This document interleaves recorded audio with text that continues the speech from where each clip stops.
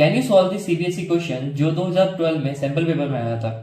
देखो अगर नहीं आता है तो साथ में सॉल्व करते हैं। चलिए शुरू करते हैं।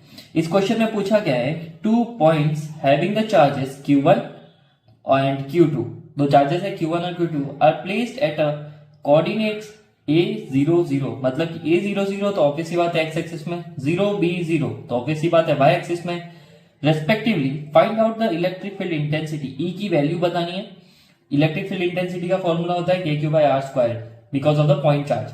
तो उस इंटेंसिटी को बताना है of a third point charge placed at अ 0 तो तीसरा वाला हमारा कहां रखा हुआ है z एक्सिस में, due to this two charges. चलिए शुरू करते हैं। तो देखो सबसे पहले तो हमें कोऑर्डिनेट बनाने पड़ेंगे। यहाँ पे ये हो गया हमारे कोऑर्डिनेट्स। सबसे पहले हो गया x एक्सिस, इस तरफ हो गया हमारे पास में y एक्सिस, इस तरफ हो गया हमारे पास में z एक्सिस, और x y एक्सिस में हमारे पॉइंट्स रखे हुए हैं। मान लो कि पहला वाला जो चार्ज है हमारे पास में Q1 वो यहाँ रखा हुआ है, तो ये हो गया हमारे पास में A00। सेकेंड वाला हमारे पास में यहाँ रखा हुआ है 0B0, और थर्ड वाला यहाँ रखा हुआ है जो हो जाएगा 0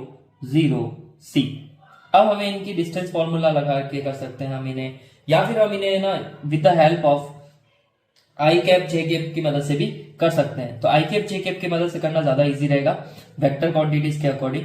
चलो देखते हैं, यूनिट वेक्टर्स की मदद से इनको करने की कोशिश करते हैं। तो यहाँ पे हमारे पास में क्या है, इसके बीच की सेपरेशन डिस्टेंस को हम यहाँ पे ले लेते हैं, इसके बीच की एक सेपरेशन डिस्टेंस ले लेते हैं हम यहाँ पे, और इन दोनों सेपरेशन डिस्टेंसेस का नाम दे देते हैं हम। इसका नाम दे देंगे हम R1 and this one will be R2। अब first of all we have to find the direction of electric field, right. तो direction of electric field find करना बहुत ही इजी है। इसका इलेक्ट्रिक फील्ड का डायरेक्शन इसके ऊपर पता करना है तो वो इस तरफ होगा, ऑब्वियसली बात है, जिसको हम दे देंगे E1। इसी तरह से इसका इलेक्ट्रिक फील्ड का डायरेक्शन इधर नीचे की तरफ होगा, जिसको हम नाम दे देंगे E2। अब E1 और E2 के लिए R1 और R2 कैप की वैल्यूज निकालनी पड़ेगी। R1 R1 ये पोजीशन जो वेक्टर होते हैं हमारे पास में R1 और R2, इनकी वैल्यूज निकालनी पड़ेगी। कोई मुश्किल बात नहीं है। देखो R1 की वैल्यू क्या हो जाएगी, R1 की वैल्यू हमारे पास में हो जाएगी माइनस का A। देखो R1 का कोऑर्डिनेट क्या है A, और आई कैप लगा देंगे हम।